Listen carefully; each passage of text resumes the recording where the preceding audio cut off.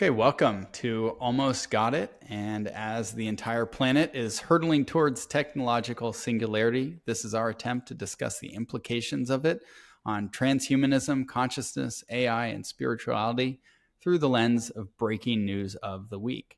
And with us today, we have our dear friend, Will Rocklin. And Will bridges two worlds. One is the entertainment world, where he's a screenwriter, comedian, executive producer. Notably, he has a sketch comedy video, Tug It, which was accepted to the Houston Comedy Film Festival. He's laughing at me right now.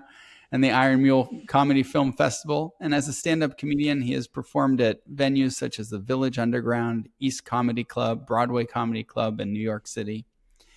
One of the things, Will's storytelling is characterized by a blend of humor, wisdom, and heart that is aimed to resonate with multiple audiences and really draws from authentic experience from his life. And he endeavors to bridge those personal experiences with broader human themes.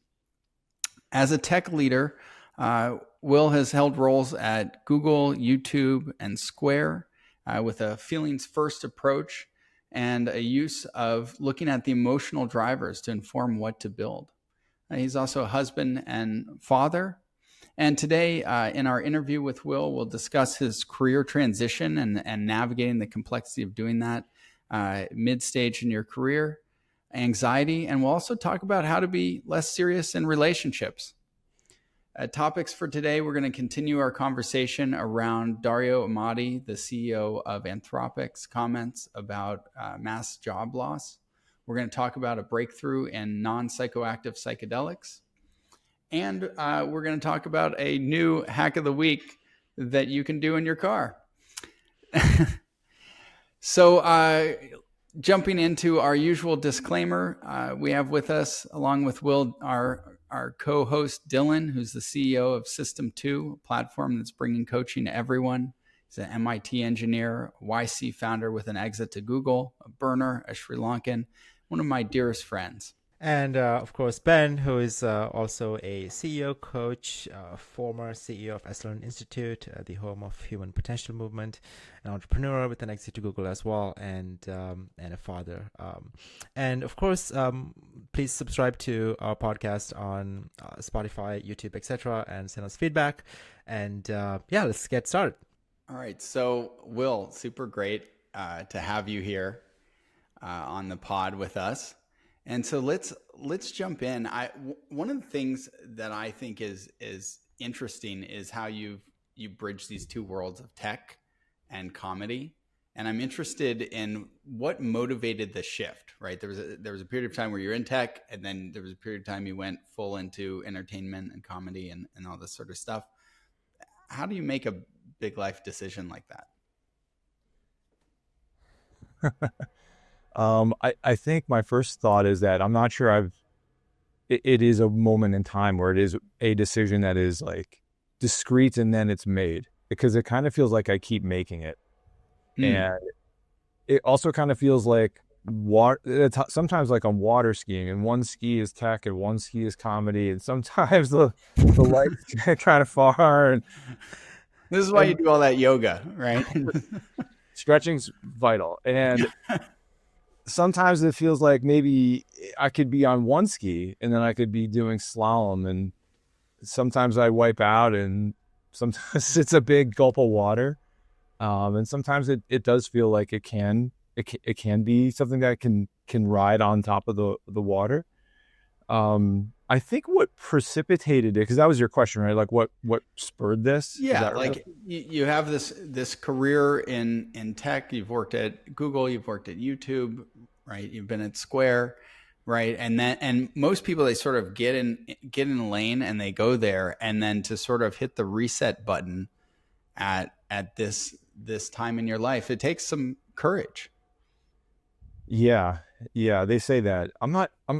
I think it's... or is it terror? I don't know. What is it? I think every path takes courage. I think it's a little weird to romanticize or lionize one person's path. I could say easily the same thing about both of you, for example. The heart of the matter was I just really wasn't happy. I was really, really unhappy. And I had met my now wife.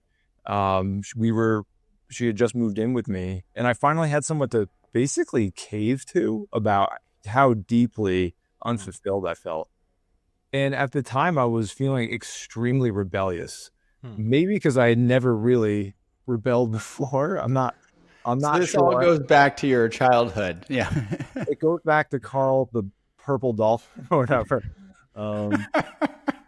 Yeah, I just was like this.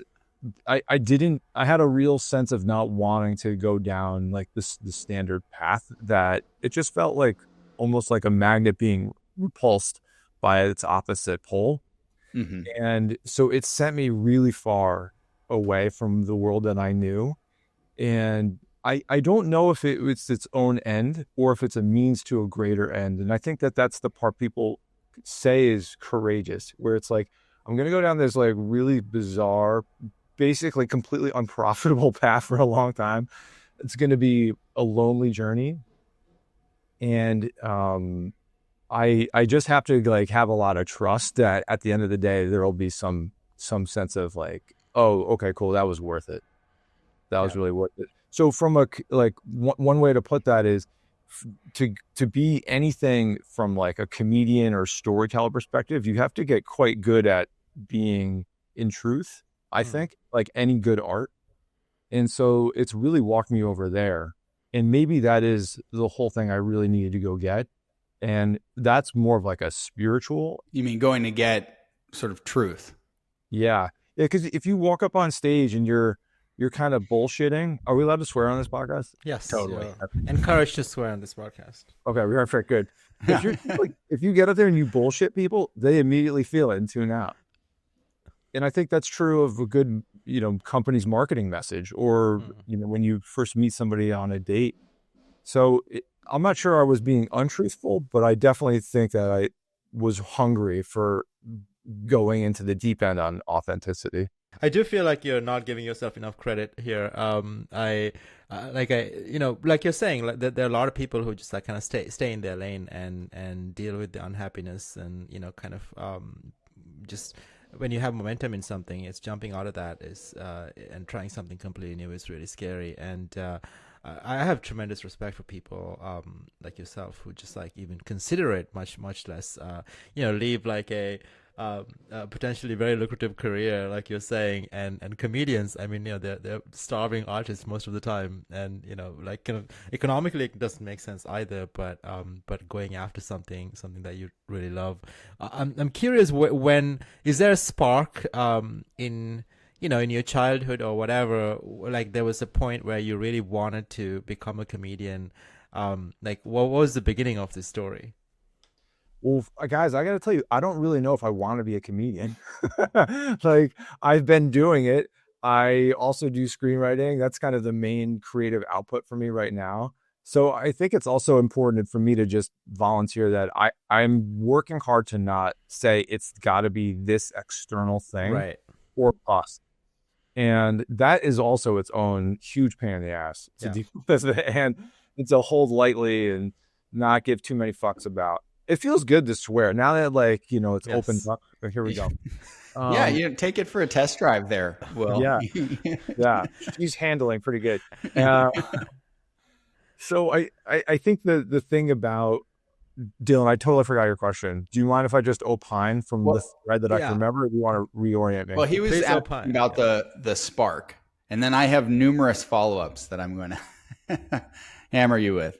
The spark of why comedy? Yeah, why comedy, or this move into screenwriting away from tech? Does it go back to your roots, back to Carl the Purple Dolphin?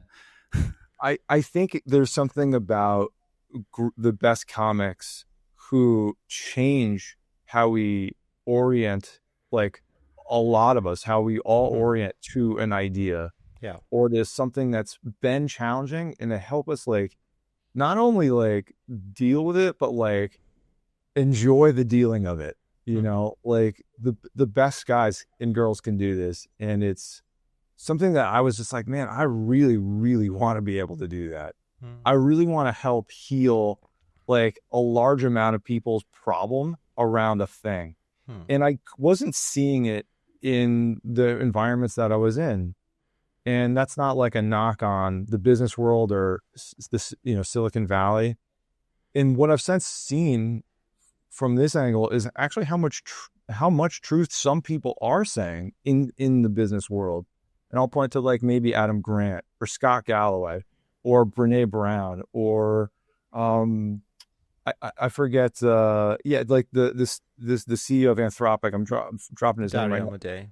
Thank you. That guy's saying some stuff that's like pretty close to third rail truth stuff. Yeah.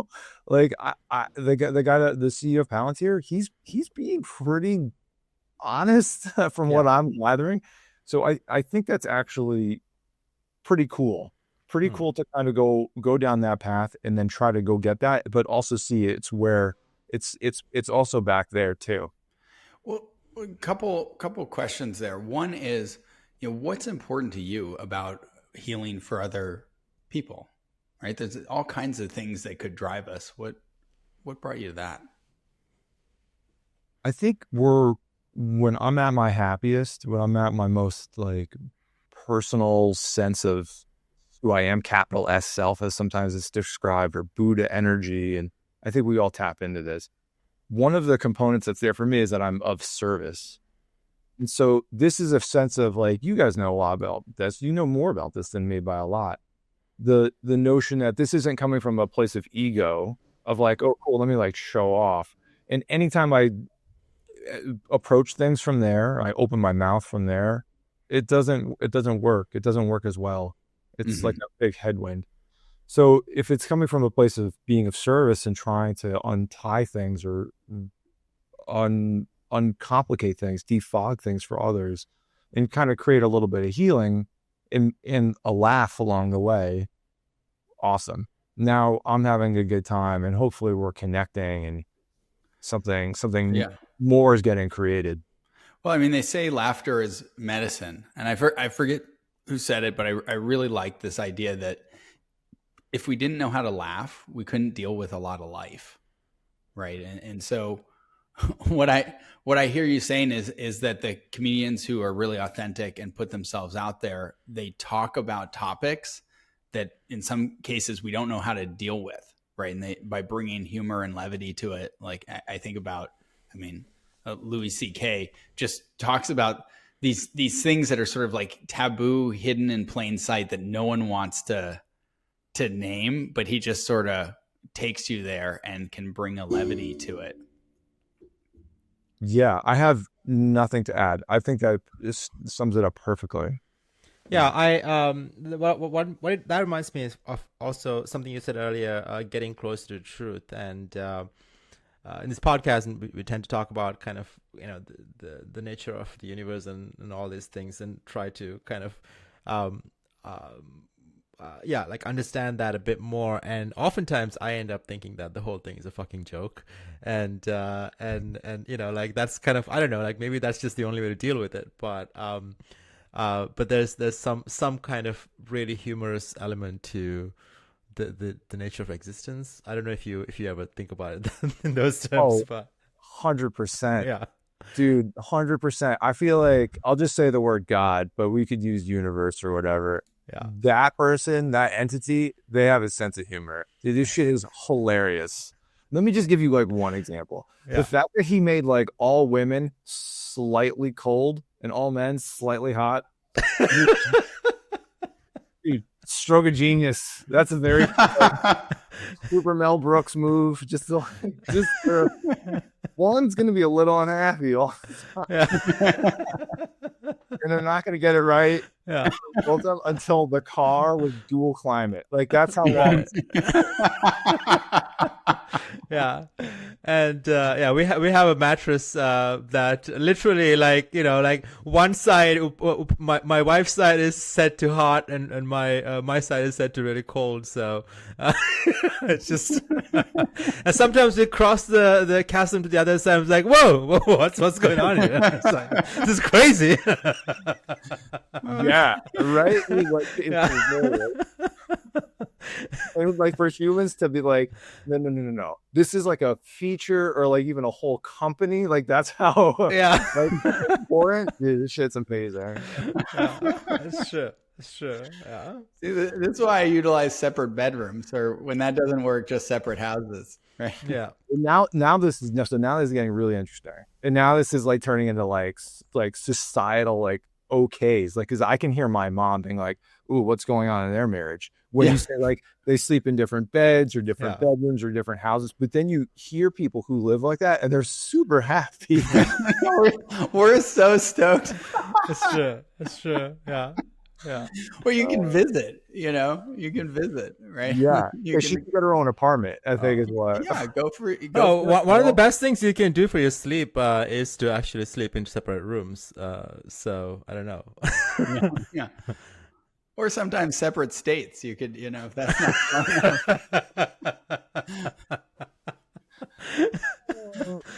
when the inverse thing is true too, like when you're spiraling mentally, I don't know if this happens to you guys, where I like sometimes lie down to go to bed, it's like the floodgates open up and it's every thought that can possibly, it's a traffic jam of like thoughts. And one of the only things that really helps is if I just kind of bear hug my partner. Oh, I see. I thought you were gonna say it's always her fault too, like all the thoughts. There's a huge bear trap called blame that you're just like, hey, do you want to walk in this? And I'm gonna decline. I appreciate the invitation though. You just you hug the pain, it just goes away. Do that.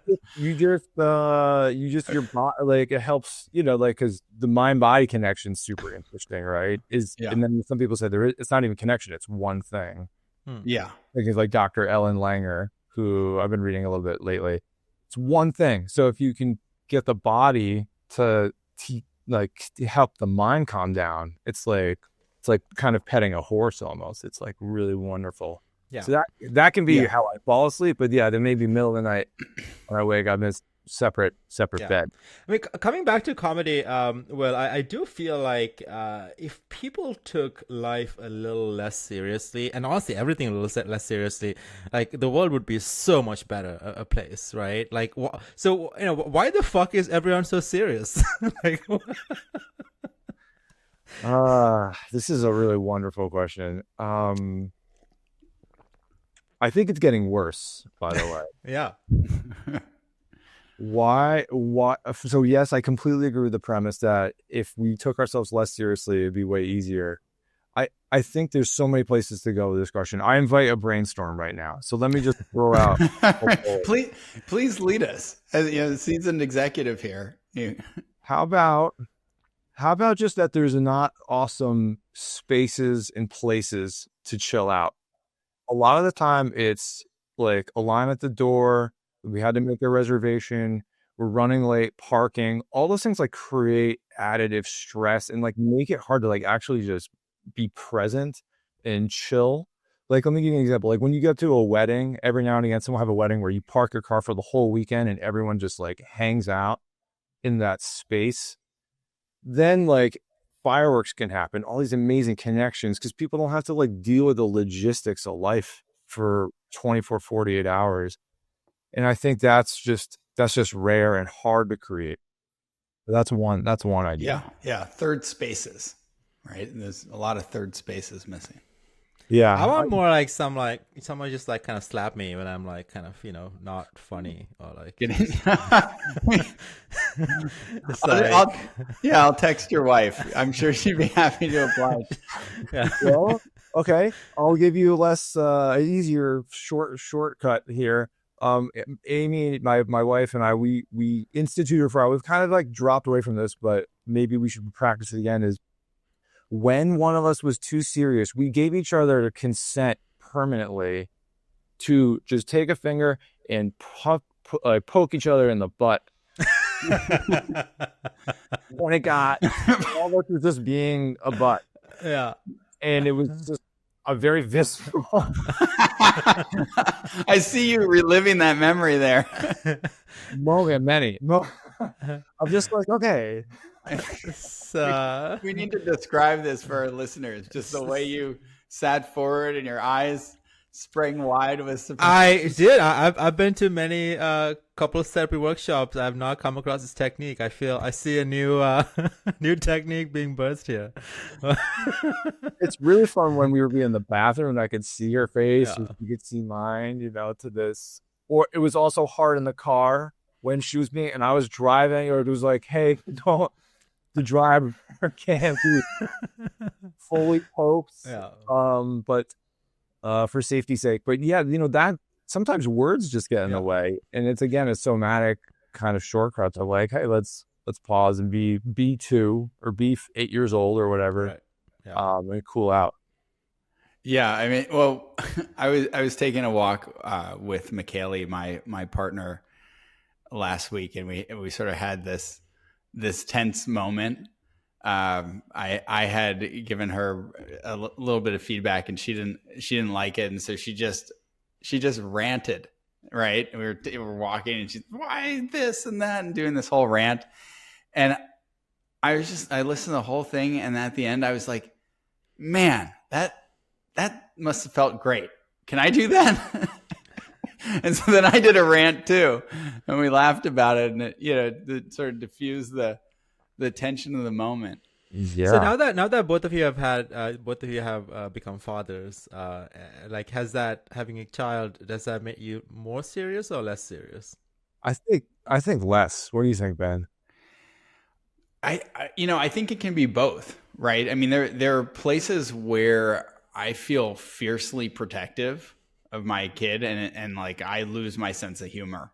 I mean, I'm just observing myself, and yet my kid, I mean, bless his little heart, is so happy. Like, life is this super fun, ridiculous adventure. Every moment is play. There are times where I feel like I don't get what's going on, but he does. I'm being very serious about bedtime, and he's turning the whole thing into a game, and he's grabbed the toothbrush and he's climbing into the laundry hamper, and you're like, what is even going on right now? But I think it helps. I don't know. I wish it made things funnier, but it's definitely helped with awe. I think that would actually be the one that shows up most clearly, is that there are these everyday experiences and we've lost our sense of wonder. Right? It's like you're driving in a car, like a 2-ton vehicle hurtling at 70 miles an hour down the freeway. That's incredible, right? I mean, you think about people from 200 years ago, their minds would just melt. And we're just, having our latte and eating a breakfast sandwich and angry about going to work or whatever is going on. So, I totally agree. I think that, Dylan, there does get to be more tension with your partner, for sure, because the stakes go up. Absolutely, all the time. You're tired. You feel like you could use a break. They feel like they can use a break. There's a zero-sum game kind of happening a bunch of times in the swirl of life. And yesterday, my kid was really, really pushing my buttons. He's 2, so he's a bit younger than Ben's. And by pushing your buttons, meaning he's doing exactly the thing that you do that you don't like. He's just taking food, throwing it on the ground. I hand him a cup of water, that's immediately on the ground. I've cleaned up for him like 3 times in the span of like an 8-minute quote dinner that he's having. I'm already like super depleted. My wife is making dinner, like it's full tilt. It's a full tilt moment. It could definitely it could definitely spill into like meanness or anger or like volatility. It could absolutely go that way. And then this is like that moment where you like touch something like metallic in your being, and you're like, okay, what am I about to do? What's about to happen? I don't need to know. But what do I want? What do I want to have happen? And I was like, okay, do I want to like empty the piggy bank? No, I don't want to do that. Like, oh, you're going to keep it together, right? And I was like, yeah. Okay, So what do I do? And I just like kind of what Ben did a minute ago. He was like, I just named what was happening. Like, you are really driving me bananas right now. And my wife started laughing. I started laughing. It was like, that was completely the case. He already knew and totally got it. So now we were on the same page. Like, we were like energetically, this is the You mean you didn't have a conscious clearing conversation? Well, we kind of did. How old is he? Yeah. He's two. I got 40 years on him, and we were like eye to eye. He's like, cool, respect me. And I was like, yeah, you definitely have power, my man. Okay, but let's stop throwing stuff on the floor. Can you meet me there? And it was like a really cool getting into each other's canoe. And I think that's, man, if you can, you get all this practice. They give you all this practice to get to that place. And I think that if you can handle that stuff with humor, then it's like anything else. You can have more of this if you practice it. Yeah, laughter is a great tool. It just like instantly kind of brings everyone to the same level. Except the guy who doesn't get the joke and is more grumpy, but whatever. Well, I think the people that aren't laughing, I invite them to join. And it's more fun. It's more fun. It's going to take a little bit of you'll have to walk towards some stuff and away from some other things. And like, just because you walk away from something else doesn't mean it's not real or true. Yeah. Or that there can't also be two things happening at the same time. But it's more fun when you're less. Right. Yeah. Well, this is going to take me into like one of my rants. I've seen so many therapists, workshops, coaches, healers, all this stuff talk about how you can change your behavior, right? They're like, in the moment between the stimulus and the response lies freedom, right? To choose something different, right? Instead of reacting, you respond. And I'm like, that is such, like, it's true, but it's such bullshit, right? Like, at the moment that you feel the intense emotion arising, your ability to shift from your default patterns is just fucking gone, right? It's like, you know all the things to do. Well, you know how you're supposed to be, but then we don't make those changes. And I just think it's a crock of shit. Like, maybe if you spend 40 years, you can do this stuff.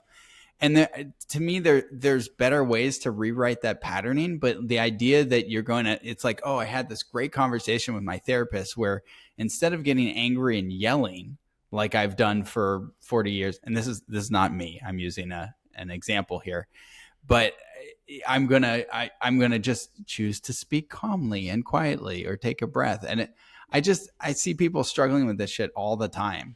Well, what you're saying is that just like kind of, I mean, while it is true, just like kind of repeating the wisdom doesn't really fix the problem. It's more like you need some kind of practice around that, right? Yeah. Well, exactly. You know, there's that saying, you know, neurons that fire together wire together, right? So like, these are these deep neural pathways, right? Like the way that I communicate my anger was informed by what I saw mom and dad do, right? And that was being written into my brain at age, 1, 2, 3, 4, 5. It's like this deep neural wiring, and you can actually get at it. But I just, it's hard. I think there's a concerted set of tools that if you run in the right sequence in the right order, you can actually get it done. But most conventional therapies, I just don't think are effective at that level of depth. Like, you can remember it later. I recommend drugs. Yeah.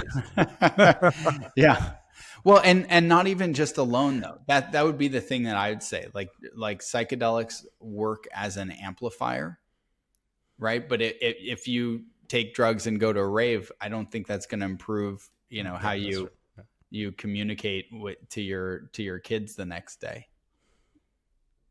Oof. This is like a whole school of thought that you're opening up, like a whole library of stuff. So yeah, but you're telling me you think there's no merit to the basically what I've heard is respond, not react. You think that's BS? Well, here's my issue with it. No, I think it's an accurate description of what you would like to do instead.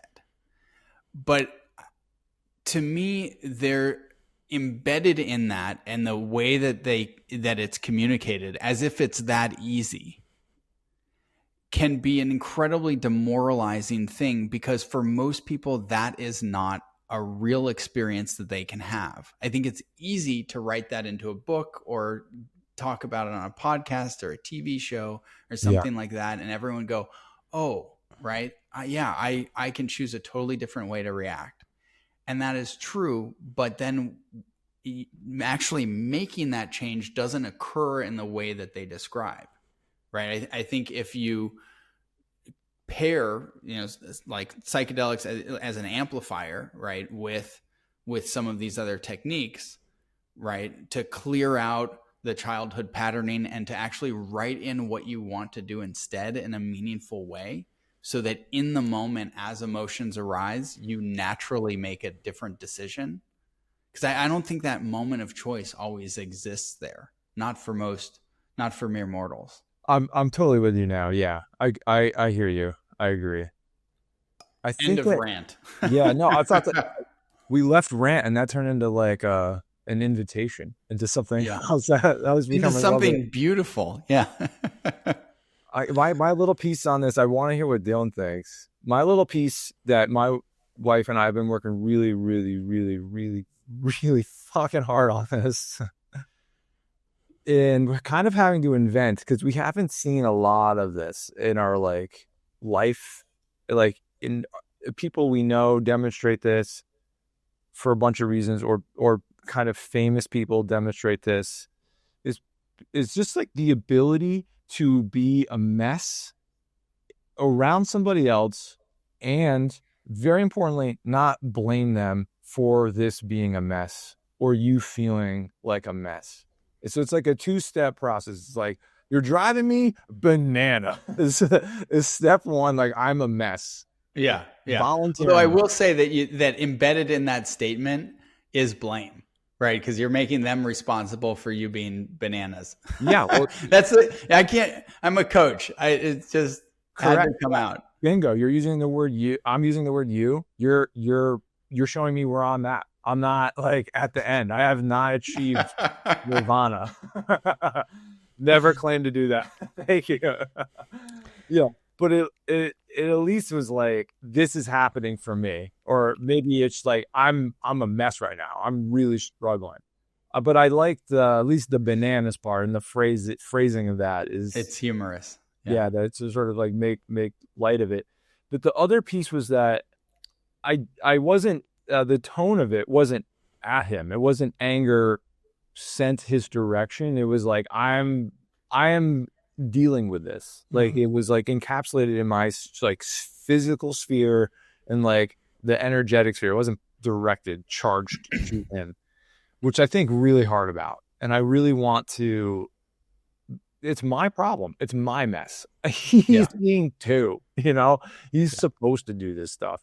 So I think that's like my little piece on this, how I'm trying to deal with it. Yeah. All right. My last thing, one of the things I do appreciate about you, Will, is that you've shared publicly about how you work with your anxiety, right? And so to me, the equivalent of this, in between stimulus and reaction is your freedom. It would be like a therapist going, oh, well, the anxiety is often generated by, thoughts or worries about the future. Just stop doing that. And you're like, oh yeah, great. Thanks, doc. That didn't occur to me. I'll do that tonight. Is it that easy? I hear people talk a lot about anxiety. I read a lot about it. And frankly, I find most people's discourse of it to be kind of like, it seems like they're dealing with the Fisher-Price version. And I have this like colossal wallop of it. I don't mean to be comparative, like my mental illness is more than yours. I get to ride up to Victim Hill and like look down on the rest of you, which is exactly what I'm doing. exactly what I'm doing. Have pity on me. But I I don't know. I don't know if it's getting, because like I think I look around and it seems like we're all kind of dealing with mass anxiety. Like all the challenges that we have are basically can be categorized as I'm struggling with uncertainty, personally, relationally, from a society perspective, civics, like whatever you pick. A lot of it is can be boiled down to that. And what I've been trying to do is basically throw the fucking kitchen sink at this problem and try to work with it. And I feel like it's two steps forward, one step back. And I don't have any answers. I am completely a student of this. And I don't really know how to fully get out of it. And I think that when I do see breaks in the weather, it's like a whole nother thing. It's like when you see those pharma commercials and they're like riding tandem bikes and knitting and dancing again, and like that's what it can feel like.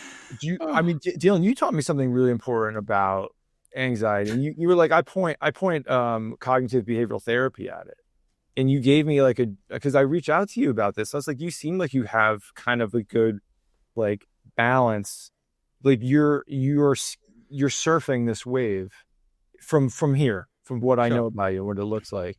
So what are you doing? You said one of the things I do is I write down basically the thought unedited. Will, you're a piece of shit or something like that, or whatever the anxiety is saying to me. I can't believe you haven't done this yet. And then it's like, well, why? What is the signal in that? Like, what could be true in that phrase? And then like, what's bullshit about that? And let the mind write those two things. And then it's at least a bit of a 3D picture around like what is creating anxiety, what's the story, what's the noise, the signal to noise on that. And I found that to be really helpful. That is a bit of work. I often don't have the space and time, or frankly discipline, to do that as much as I would like to. But that has been one thing that has helped me a lot.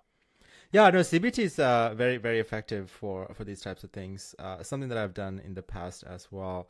And, just like journaling, reflecting, and various other practices all help. But honestly, like the thing that helps me the most is just, kind of going back to what we were talking about before, leaning on the realization that like kind of everything matters but nothing matters at the same time, right? Like if nothing matters, there's nothing to be anxious about. And just like I like to zoom out. I like to kind of like think about how I'm like stuck on this rock floating through space among billions of stars and billions of galaxies, and it's just like the sheer insignificance of my life is just like absolutely mind-boggling. And then I think about the sheer insignificance of like the most important person on the planet that ever lived, like their life is like mind-boggling. So like why the fuck am I anxious about? So like that's something somewhere I go quite often, and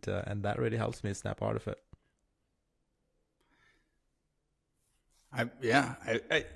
To me, it's really sort of what works. Right? I've tried CBT, and definitely, times gaining perspective helps, right? Like when you travel, you realize like, oh, there's all this world beyond your problem. But part of it is I feel like a lot of this is like a thought process layer that's way above the root of the problem. Right? Like you're sort of there's some set of patterning that's generating these anxious thoughts, and you're sort of doing this whack-a-mole thought by thought. Like, oh, here's this pernicious thought and I'm believing this thought, and then that's generating anxiety. And so then I can look at the opposite of that thought, whether you do CBT or Byron Katie's work or something like that. And then that can diminish the hold that it has over me. Right. But yeah, like for you, Will, did you have a time in your life where you were free, like fully free of anxiety? Like, do you remember a childhood time or something like that where it's just like, oh yeah, that wasn't there? I remember when it arrived pretty clearly. Yeah. So yeah, I was like about 16, and I was really, really, really anxious about what I was going to do with my life. And I didn't know. Yeah. And turns out completely correct to have that. I still don't know. Like, Yeah. that's how this podcast started. Well, you're doing two things. Are you sure about that? And it's like, I know. Right. But then there's this belief that if you did know, then maybe you wouldn't be anxious. Yeah, of course. I think there's this like whole like possibly sandcastle in my mind idea of like, if I were fulfilled, I wouldn't be. It's like a snake eating itself. If I were fulfilled, Yeah. I wouldn't have anxiety, and if I wouldn't have anxiety because I'd be fulfilled. Right. And then when you run it the other way, I have anxiety, therefore I must not be fulfilled. Yeah. Right. Oh, I'm not fulfilled, so I need to have anxiety. So you know, and that's to me like the structure when I work with clients and I look at their thoughts. Usually it's not so simple where it's like this A means B, so B means A. It's like A means B means C means D means A, and so they can't sort of see that pattern. And so there are ways to sort of break that down. Like one of, to me, like the biggest contributions in this space in the last decade is the ideal parent figure protocol. I don't know if you've explored that one yet. No, I don't know it. It's not well known yet. It's sort of like the way, internal family systems wasn't known 10 years ago.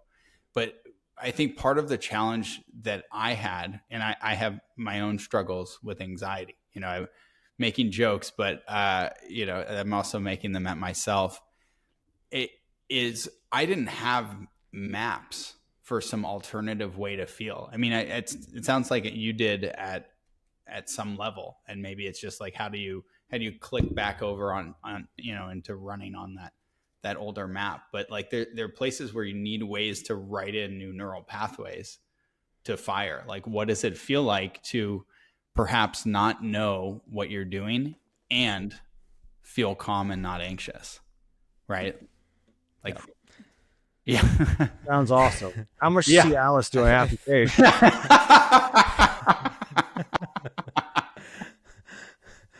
On that note, why don't we go on to some of the stories that we have for today? Otherwise, Ben's gonna do a full-on coaching session on you. Yeah. Oh my god. Public coaching. Let's do it. Yeah.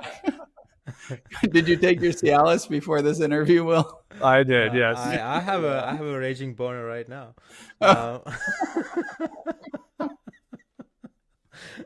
As one should, as when on recording podcast. I mean, it's hard not to when you're interviewing Will Rocklin. That's true. Exactly. I think I'm legitimately getting a little like blush. Yeah. All right, let's transition, Dylan. All right. We hit our weekly goal of embarrassing our guests. So the first story that we have today is actually something that we did a brief short about a couple weeks ago as well. This Dario Amodei that Will actually mentioned minutes ago, the CEO of Anthropic, came out and did an interview about warning mass job loss due to AI, and he thought AI could eliminate up to 50% of all entry-level white-collar jobs within 5 years, potentially spiking U.S. unemployment to 10 to 20% levels not seen since Great Depression. That's how he put it.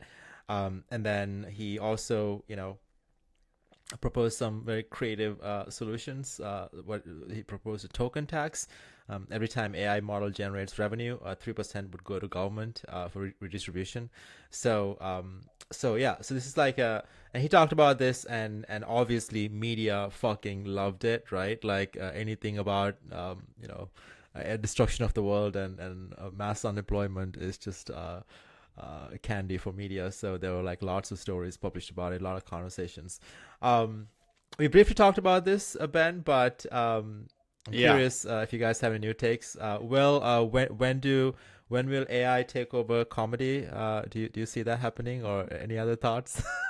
Well, before we get into this, I have one comment that I didn't share last week. So Dario and I both grew up in San Francisco and are the same age. And I went to high school with him. But before I went to high school with him, I remember being a little kid and being on a soccer field. And so when I heard the story, my first memory of Dario popped into my head. Oh, really? That's hilarious. So the first memory I have of Dario is being at soccer practice and waiting in line for, a soccer drill, and just looking over, and he's just got his full finger up his nose. Really, really up there. And Oh man, This is very unexpected. yeah. So that's my first memory. I mean, now we all do it. We all do it as little kids and whatnot. But anyway, that's my first authentic Dario memory.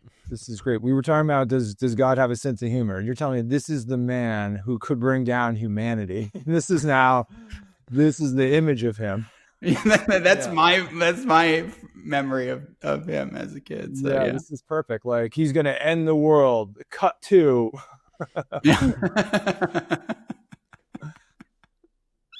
I think that this is why there's so much there's a anxiety epidemic kind of, right? Like you hear this kind of thing, it seems like it could be true, and then it gets reposted and recirculated a zillion times. So Yeah.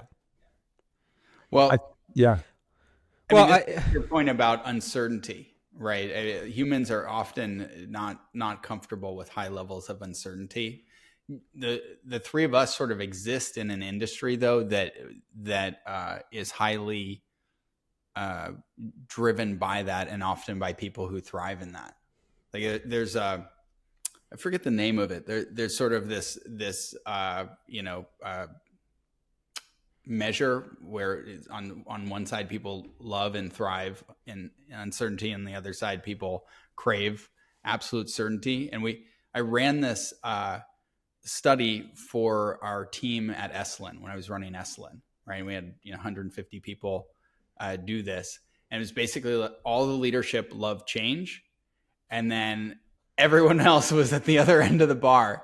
And I was like, oh, this explains why they're so resistant to implementing new stuff. But like we on the tech side want that and crave that change, but the rest of humanity is on the other side of that barbell.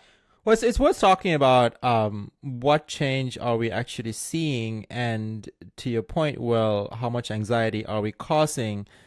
From my point of view, well before the change occurs, right? So there's like this. Even in Buddhism, there's the idea that like it's not really the bad thing happening that is bringing misery to you. It's just that you're worried about the bad thing happening, and you're reliving it well before it happens in 1,000 different forms, right? And sometimes it doesn't even happen. So. And I have great respect for Dario. He's one of the best scientists in AI and one of the best entrepreneurs in the space. At the same time, I feel my take is that this type of remark is grossly irresponsible, because one, this AI-driven job loss has not occurred yet, right? And if anything, there are plenty of reports. Like there was a McKinsey report about none of the AI improvements are actually kind of have not increased productivity that much in actual workplace, and these models are barely usable. I'm a huge AI proponent, but it's like we're not there yet, right? And then two, I could argue both sides of this. It's not that I disagree with Dario. I just don't have the level of certainty that he has. Every single industrial revolution that we've had in the past, from the invention of the wheel to fire to steam engine, whatever computer, we have created more jobs, and so. Now, again, it's not that Dario is wrong. It's just that putting the cart before the horse and creating mass panic. And then, on top of that, proposing regulatory measures at this early stage, especially taxation, right? Like our government is like fat as fuck already. So like, let's just pour more money at that and like kind of, like embody the entity that is like least efficient at distributing wealth to do more of it. I thought that was quite, it's an irresponsible way to go right now. The last bit on this is that and I was listening to the All In podcast, and those guys were pointing out that Anthropic tends to do this type of thing around a certain fundraising milestones, because their whole take is kind of like, safety first AI type thing. Again, something I fully support, right? And again, this is not a philosophical disagreement with what Dario is saying, but I do think it is you gotta question incentives a little bit when these strong statements are made based on a highly unpredictable future. So that's my take. I think the follow the money piece feels super true, right? Like, what is the incentive for him saying this, and what's the game that's being played here? I think that's like very, very worth looking into, and I sense that that's what's being said here, Dylan, is that sounds right to me.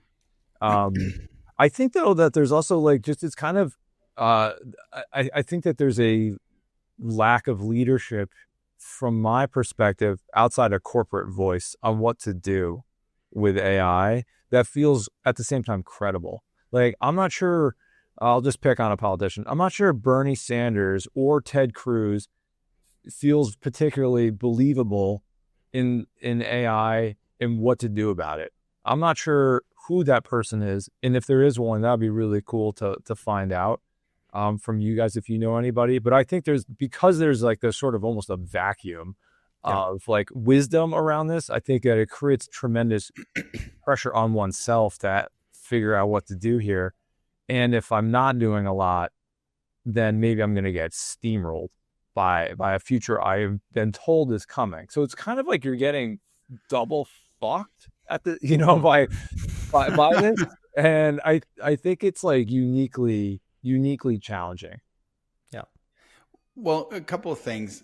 One thing that I agree with Dylan is Mark Twain has this quote: "My life has been this unending series of tragedies, most of which have never happened." Yeah. Which I just love, right? And that is that fear with anxiety, just stay on theme for today. And so the whole sky is falling thing, I agree with you. And it's a difficult position, right? Often countries don't respond until there's a clear and present danger, right? Like, do we need our Pearl Harbor moment for AI to get people to jump into action? So that there's that. You and I all of us are on the early adoption curve around AI. Right. So has it had a broader impact into society yet in a major way? Like, of course not. Right. People are figuring this out. Like, you were ranting last week, Dylan, about how there needs to be a company that just helps other companies figure out how to use AI. Yeah. Right. So that step needs to happen, and then people adopt it, and then the change will happen. But we're already seeing that entire industries can already be totally replaced. We had talked a month or two ago about, there's literally no need for translators, right? So we're watching this change now, and then it will happen over the coming 5 years. I think the thing that's different, because I agree with your point, Dylan, that all these jobs will be created, but it doesn't mean that there won't be some sort of insane level of short-term disruption. Right. Yeah. The pace of like the Industrial Revolution is a slow thing that happened over time. We've never seen anything like this. Yeah, I actually don't know if more jobs will be created or not. I could argue both sides. It's just that I do think making such statements with like very high degree of certainty and just like increasing the level of anxiety in everyone is probably not the best way to go about this. Yeah. Oh, and that reminds me, I can see what's valid about your point. To me, having known Dario, and I'm not close friends with him by any stretch, but just watching him and knowing him, and I've always experienced him as very ethical. Yeah, he's a great guy. So maybe there's a timeliness to it that goes with the money. Maybe not. I could see the case either way, that from a rationalist perspective, it would make sense to combine a message that you already tend to put out there with the timing of fundraising, because you've only got so many bullets. I mean, people are sometimes subtly influenced by in ways that they don't even realize, right? The effective altruism movement that captured the imaginations of like a lot of early AI researchers, especially AI safety researchers, kind of like basically ended up turning into a kind of a cult. And obviously, like the original idea was a great one, right? Like, let's spend capital in ways that are most effective when it comes to altruism. But what it ended up being was this like sort of new religion where people started seeing themselves as the new saviors, and like AI was the new Satan, and like they had to save the world from AI. And it was like this whole thing. Wasn't that just like a tiny fraction? I think you're. I mean, it may be a tiny fraction, but it also trying to grab headlines for us, Dylan. SBF, the Sam Bankman-Fried, the guy who's in jail now for FTX scandal, was the biggest donor in effective altruism. Well, let's come back though. I'm interested in your take, Will, on the impact that AI will have. I mean, here you are bridging two worlds: the entertainment world, the tech world. You heard a few jokes before we start the episode. That's actually, just for our listeners, that's how we start, is we have a bunch of AI jokes that we write about the episode or have written for us, and then tell them to each other, and they're mostly terrible. But hey, maybe one day. I think with respect to so what I see from a screenwriting perspective, I'm writing a feature script right now with a buddy who's at Netflix, and it's super fun. I'm having a blast doing it. I know for a fact AI could not write it right now. There's not a fucking chance that it could figure this out, for the reasons that you guys know. It's the inputs and the outputs of just on the basis of a machine doing that, any kind of machine doing that, whether it's making beer or if it's making a large language model output, the input to output could not do that right now. And it doesn't feel close. That's the scale part that everyone's like staring at super hard, trying to see, is this a mile away? Is this 100 miles away? And there's a big debate about that. And I think if you're the CEO of Anthropic, maybe your tower is higher and you can see better. But for the reasons you guys just pointed out, you may be incentivized to skew intentionally or not what you're reporting from what you're seeing. So that's that piece. That said, is it a helpful, could it write a pretty crappy but still totally televisable soap opera? Yes. And I think that there's a lot of what gets written today and what gets published today is like whatever. It's like kind of filler. Like when you get in the elevator and it's like today's top stories, does that need to be written by a human? Like, is that someone's like dream job to craft like what you're reading as you go up to a job maybe that you don't even like? No. AI can do that now, and maybe needs to do that now. So I don't think that's ever going away. And I think that that's the corollary I think about is people still buy records. People listen to LPs. They want that experience. People go out and they buy stick shift gas-powered cars. That's never going to go away. I think the question is like, how large of a market are those things going to be with whatever your market you're talking about from a human perspective? Like, so how many authors do there get to be? How big is the medium? A couple of years ago, that question would have gotten answered a certain way, and not because of Substack and a lot of people getting paid to write. That question now gets answered really differently, and maybe even more hopefully. So this is like why this is such a gnarly topic and why everyone like has takes and wants to give takes. But that's the little corner of this that I see. And then the other thing I'll add is Amy and I spent a day together on Monday where we come together as a couple. We just, it's more than a date night and it's less than our anniversary, but it's spaced every 3 months from the date of our anniversary. And the topic of the future came up and like, how hard do we want to work? And then it really quickly turned into, what the fuck do we do about AI? Maybe it's coming for our jobs or even our careers. Because there's like AI that's already doing product management. There's AI that's already doing what Amy does, which is executive coaching. I think there was like a real, like marital stress was like real in that conversation. That's real now. I think the CEO of Anthropic is perhaps the least best person to answer that kind of question. Like Elon is the least good person to answer that kind of question. I don't even know if Dario's married, but that's not where I'm not coming to those guys for that kind of insight. So who's helping us deal with the fallout of the confusion and the uncertainty now? And I think that's something that we could be having better, more fruitful conversations around. And we tried to do that. And that's something that's meaningful to me as well. Thank you for saying that. What conclusion did you come to, or any fruitful insights there? Yeah. Well, we sat and looked at the ocean while we were having this conversation. So we were talking about spaciousness and having time to kind of just be with some difficult things. So that was part of it. It was just like, first of all, we just fucking just sat there with the feeling of dread there could be and let that come and go. And then we're like, all right, well, we're not powerless. So what could we do? And we started to have a conversation from that place of like, okay, let's apply some logic to this. Where's AI now? Where do we see it going? Is there incentivized LLMs for stand-up comedy? Probably not. Just like there aren't businesses that are doing like digital stand-up comedy now. Like all of a sudden, like we want to go pay robots to do this. Like that seems at best a stretch. Like, don't we want the best writers to still make movies and directors and actors to still make art? Like, I don't think that ever really goes away.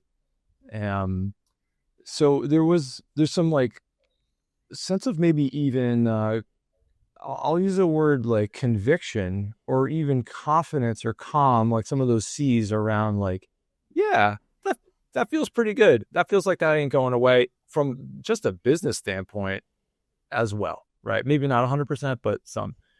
And then the other conclusion we came to was like, let's make sure that we are educating ourselves and we are harnessing what we can from a knowledge perspective to improve our careers today. And I think that's like a theme that I'm hearing from my community and people I'm close to. Like the head in the sand move is like not awesome. And it's pretty risky if you want to go do that. Now, I totally get why people want to do that and like cash out and go live in Chiang Mai. Go do that. That's a good answer. And maybe the easiest, that's the one that I can think of. But I think that's kind of, it was that assemblage of answers, and to also just start to share that this is having an impact on our marriage. How about y'all's? And that's starting to yield some interesting conversations that otherwise weren't happening. Yeah. Well, I have my own take on this. I think what we may be looking at is essentially, if you guys remember the book, The Innovator's Dilemma, right? And it talks about, they were talking about business. They gave an example of how all these companies that did hard drives, the hard drives used to spin, right? I don't know if you remember that, the magnetic discs that would spin. And then solid state drives came in and they were more expensive. They cost way more. And so it was like, well, why would you want a solid state drive, right?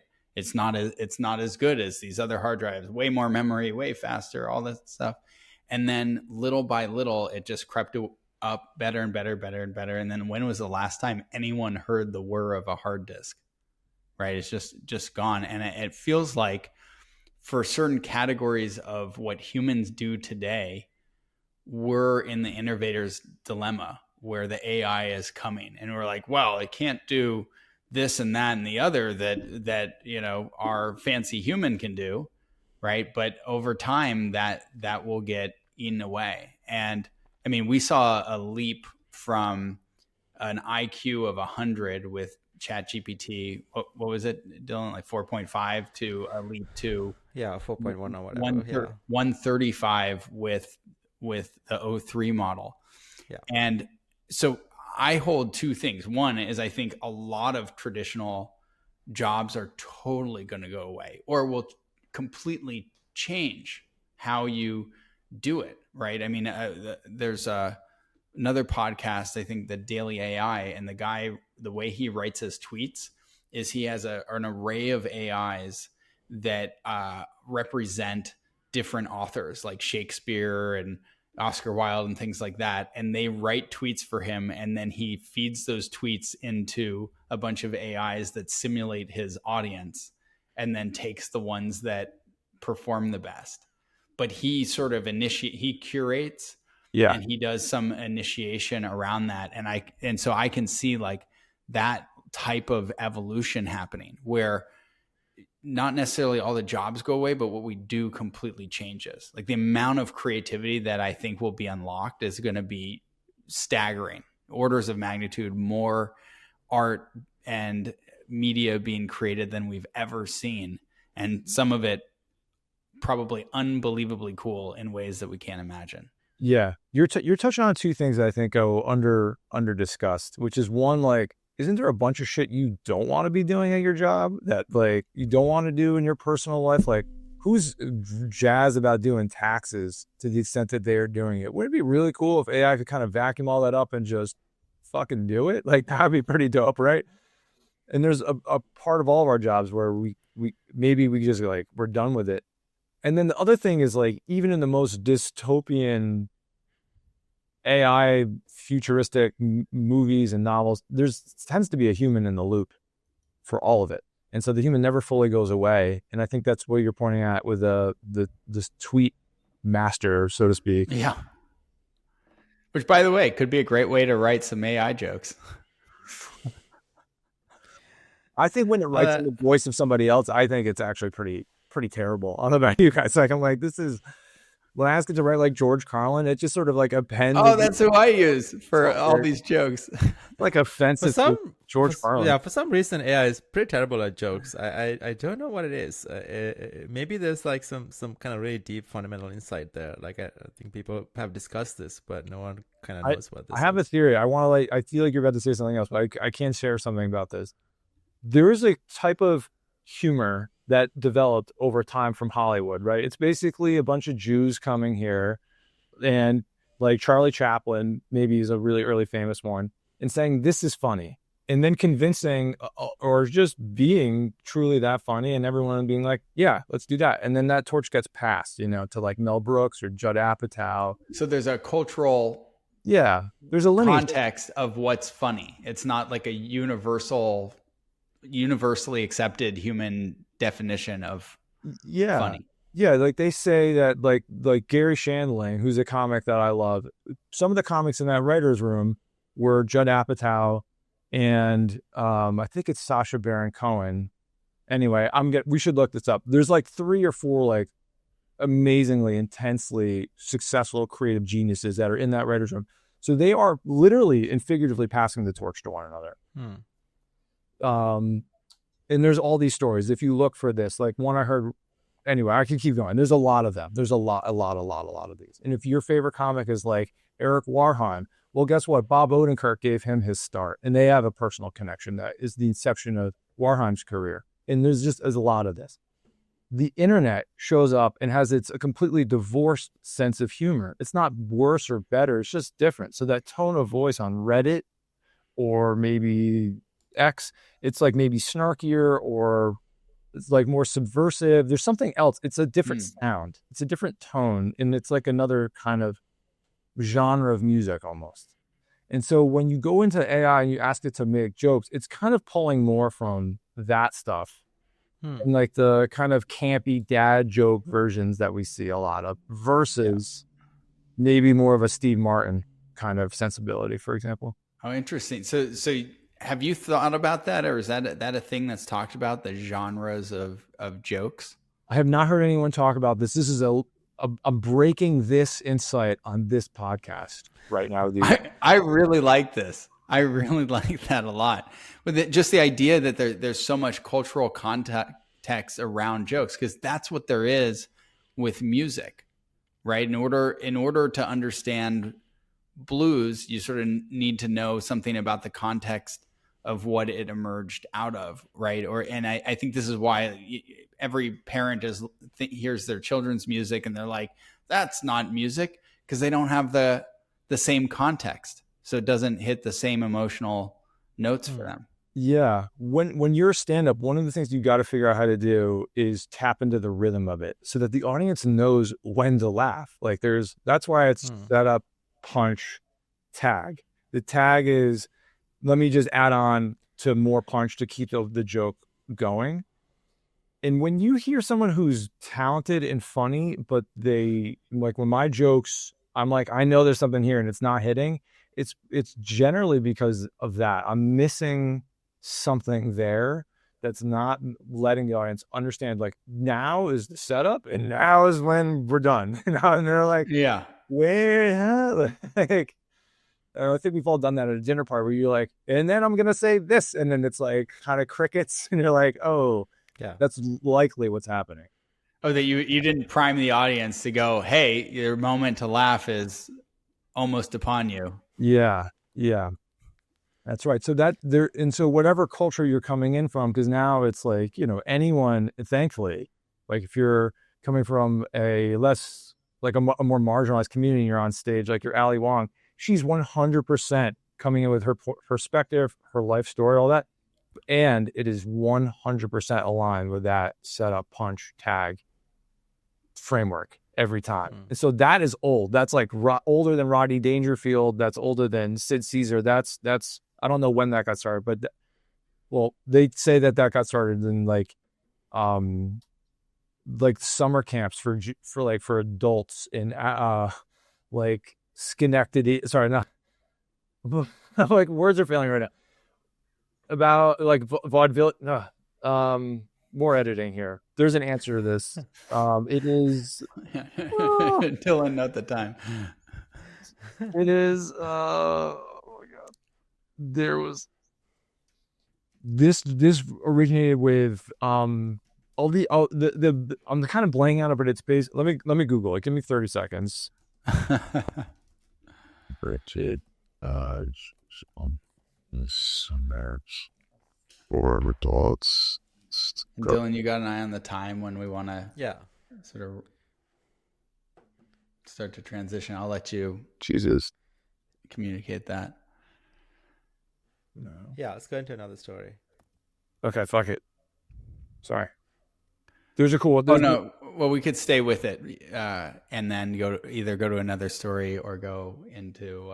Here we go. Okay. The hack of the week. That's go. This is like it's actually in and there's a couple episodes of Marvelous Miss Maisel that recreate this whole world and explain to you. Okay, here we go. Thank you. I was like forgetting all these words. So some of the history of this is Jewish humor in the Catskills, the golden age of the Borscht Belt humor, like the 1920s through the 1970s. So families like middle class. What's the Borscht Belt? What is borscht and what's a borscht belt? Borscht is a bad soup, I believe, from Eastern Europe. I forget where. Yeah. Russia, Ukraine, somewhere around there. I've had it. It's like beets, I think is what it is. Yeah. It's a beet soup. My mother makes it. It's Jewish. I like it. It's Jewish peasant food. Yeah. Yeah. So, so the Borscht Belt is like this nickname for this area in the Catskills in New York, outside New York City, where the middle class, upper middle class families would leave for extended period of time. And they would have all these like activities for them to do, like sailing and tennis and games. It's very genteel and safe and stuff like that. So it's kind of like a cruise ship before those existed. It's sort of a little bit what's going on. And it's like very social for families to connect to. And they would have comics come and perform. And this is where that setup punch starts to get hardened. And then that translates that some of those comics go directly to Hollywood. And then it gets on the radio and on TV. And then here we go. It's interesting. And this gets back to Dylan, your view on there needing to be more lightheartedness, right? I mean, we Jews had, 4,000 years of persecution, and a lot of our response to this was humor, right? I mean, Yeah. yeah, we need, Everyone we needs need more persecution. I don't think that's quite the takeaway. We're gonna work on that. Let's go into another story here, because all this doom and gloom, do the but psychedelic one? so many cool things, huh? Can we do the psychedelic one? We could do the psychedelic Is that one you wanted? Yes. Okay. Yeah. So there's been a bunch of clinical research on psychedelics that are showing promise. Particularly interesting is that this new psychedelic called JRT, that a stereoisomer of LSD that was developed by UC Davis researchers. And what's interesting about this molecule is that it removes the psychoactive part of psychedelics as in hallucinations, but then seem to retain the other positive elements of LSD. And in testing, they saw that in mouse models, there were increases in spine density and prefrontal cortex neurons by like 18%, which is really cool. And then the other nice thing about this type of psychedelic is that because the psychoactive elements are not there, it's much easier in theory to get approved by the FDA. They expect that it will take about 12 to 18 months to get approved, as opposed to with the Schedule 3 psychedelic. As some listeners might be aware, MAPS have tried to garden mushrooms and MDMA, that type of thing, approved for a long time, and it's been very difficult. And in general, I mean, psychedelics are an incredibly effective, incredibly interesting set of tools for a lot of mental health issues and depression, anxiety, and stuff like that. And yeah, there are some breakthrough stuff happening there.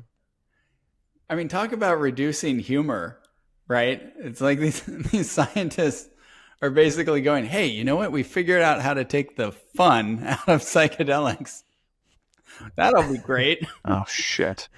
Did we lose Will here? We lost Will. Oh, okay. I have to pause. Take a note. That is just a great look. I don't know how he's paused for you, but the eyes at the half droop. It says reconnecting for me. Oh, okay. Mine's really great. I want this photo. Well, so to me, there's a couple of things that are interesting. Like one is the neuroplasticity that comes with it, right? To have that boost in the number of dendritic connections in mice, and then actually see them able to solve puzzles a lot faster. I mean, doesn't that make you want to do psychedelics? No response from either of you. I mean, well, I can see you though. You're on camera. You're both nodding. I'm not. You got me. Yes, of course. Yes. What doesn't make me want to do psychedelics is the better question. Well, I think it's interesting though about the indication that it can increase intelligence and problem solving. Right. I mean, doesn't this make you think about, I looked at that and I was like, boy, if I could take this, it doesn't affect my experience, but I'm able to problem solve. What did it say? Like 40% faster. Wouldn't I want that? Wouldn't that be an enormous advantage for you in trying to keep your job against AI, Will? I think, so I was super excited to see this. I needed to like kind of pull the kimono back a little bit. Are you still allowed to say that? I need to pull the curtain back a little bit to the listeners here. They invited me on this podcast, and then I was like, yeah, wow, that's amazing. I'm so excited. And then the day before, they sent me a 13-page like memo of like, read this to be prepared to talk about this stuff. And it's all like deep biological science, cancer research shit. I don't know anything about this stuff. I'm like, why the fuck are they bringing me on this podcast to talk about this? But this was the one thing I was like, okay, I know a little bit about this. I've been to Burning Man. I have a point of view, and I think that it's really, really, really valuable. Like I was like, if this is like anything remotely like GLP-1 for the brain or for the heart, this could be like literally the game changer that people have been talking about for psychedelic as medicine since it's been talked about. So I'm super pumped about this, that it can go through the FDA approvals faster is just a cherry on top too. So I hope I don't know what it does for the other aspects, like the cognition stuff. That's cool, but like, what about all the other, to me, way more profound aspects of LSD or psilocybin, which is like the connection, being close to your emotions, like having these breakthroughs of like what is going on in one's life and what this is all about. Like, is there any? Did I miss that stuff in the 13 pages, or is that not in here? That was unaddressed in there. I don't know if I didn't see anything come up around that in my reading, but it's a fascinating question, right? Because I don't know. A lot of people, when they take psilocybin or LSD, report that experience of oneness or connection to the universe or something greater than themselves, and have that direct experience, and be interesting without the psychoactive effect that maybe that goes away. But I also thought about this from the standpoint of doing therapy. A lot of the therapy, part of the challenge is the way that it can affect the mind, right? Where your mind might be drifting off onto other thoughts or things like that. Whereas here, you could have potentially the exact same level of clarity, if not greater, and be able to then use CBT or other techniques and get much faster results, because it takes way less time to repattern how your neurons fire. Yeah, I'm in. Let's do it. Let's go. All right, we're gonna try this out, Will. Where is the like try now button for these clinical trials? Like, why is it? It's like 30 people who are like, oh, should we like save these people's lives? No, it's phase 1. So, there's 10. How's 10 people? It's like, what if someone's dying, like, what is the argument about not giving it to them? If they want it? Like, who set this up? Is there like is there a legit data science reason for this? It's like, it probably goes back to the whole war on drugs, and a lot of these things were outright banned, and so that's how to control the hippies, man, back in the 60s. Well, even the cancer stuff that's in here was like, oh, the phase 1 trial is 35 people, it's super promising, and it's 35 people. And you're like, okay, well, why didn't you 100? 1,000? Why don't you get? No, you're making a good point, Will. Like the cost to get a drug approved in the U.S. has gone up enormously, like tens of billions of dollars in some cases. And what's sadder is that when you look at where the cost is going, a large percentage of the increase has been in administrative stuff. So one of the not to get political or anything, but like last, one of the big promises in the last election even was that that we're going to cut these regulations and going to make it easier to bring drugs to market and so on. I don't know if that's happening effectively, and at least nearly as effectively as a lot of us would have hoped for. But yeah, it's just the regulatory burden on getting anything done is getting higher and higher. I mean, even in AI, this is true, right? There were when AI was still in nascent stage, there was a bill passed like last year or so, and completely useless bill around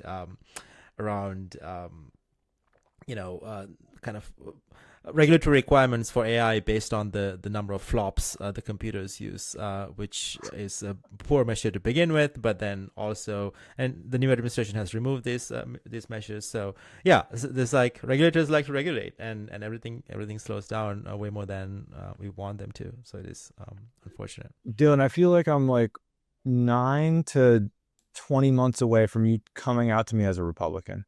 Is that true? Yeah. No comment. Which,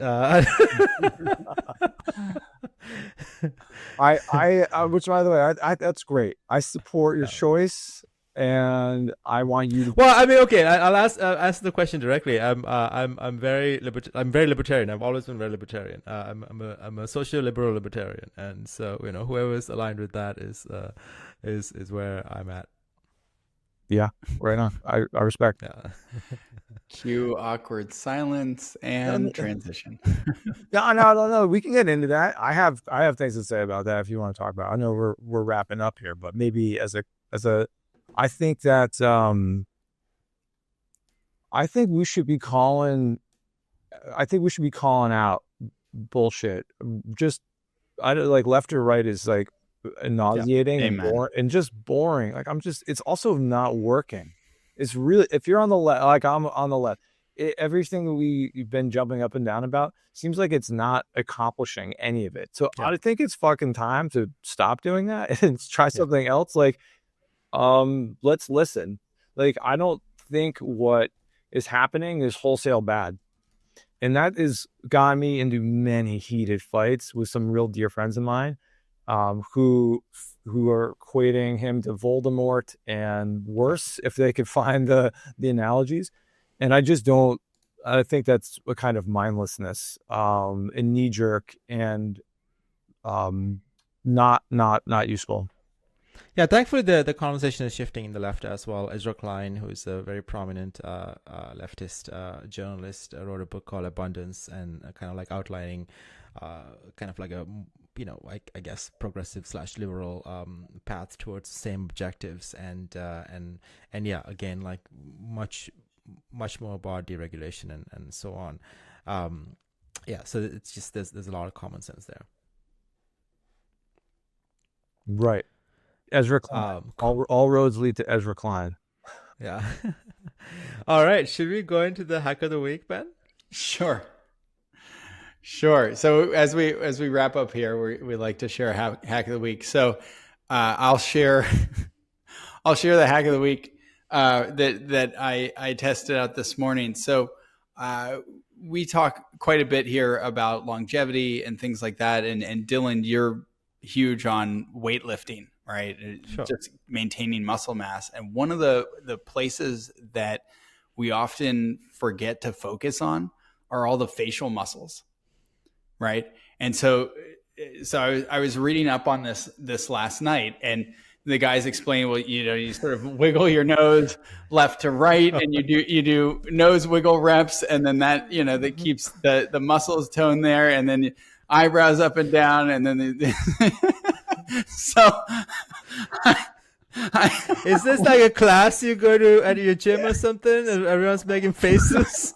Well, so I dropped my kid off at school, and I'm driving back, and I'm on the freeway, and I'm just sort of doing this, for the first time, just wiggling my face and doing all this sort of stuff. And then I slowly become aware that someone's looking at me. And I look over, and Michaeli's sitting next to me, and she's just like, what the fuck are you doing? So I should have given her some context, but so it gives a whole new meaning to facelifting. Yeah, facelifting.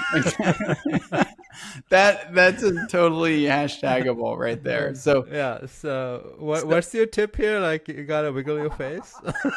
Yeah. Well, you gotta like scrunch your eyebrows up and down, wiggle the nose left to right. And it was interesting. I was doing this, and I was realizing, oh my God, like my face is stiff. Right, like I need to be doing nose yoga or something to like loosen up all these muscles in my face. Wait, can you like honestly and earnestly demo like one of or two of these exercises? Yeah. Well, here's simple reps. You could go right to left. So, but then there are different ones to make sure you don't develop a second chin. You have to I guess that's more of a stretch. You put your tongue on the roof of your mouth, and then you turn your head to one side and then look up. There you go. Yeah. And then you do the other. Are you getting the stretch there, Will? It feels good, Dylan. Don't knock it until you try it, dude. Yeah. Dylan- I'm gonna wait till Ben's face gets buff and get a review. Well, you combine this with your cold plunge, right? Instead That's of true, sitting yeah. there chattering your jaw, you can be. Well, yeah. exercising When your I'm in my face. cold plunge, my face is doing something anyway. It's just Yeah. This sounds a little bit like some of the exercises actors do when they warm up, which is like they emote basically. Yeah. Yeah. Sounds like you get to emote a lot without being in conversation. yeah. All right, there you go, folks. That's your hack of the week. Do more face yoga. And, I want or to face like, lifting. can you report back in like 2 weeks Yeah, in? exactly. Your favorite. Yeah. I don't know. All right. Well, we'll do some before and afters. We have this weekly podcast, so if I start looking younger, you'll know. All right. Let's wrap this up. Thank you so much, Will, for joining us here. It was a really fun conversation and a dive into the intersection between tech and comedy and AI and lots of insights there. Super fun to have you here. So let's wrap this up, and please everyone let us know what we could do better, and subscribe on YouTube, Spotify, etc., and support us to keep making this. And we'll be back next week again, and thank you very much.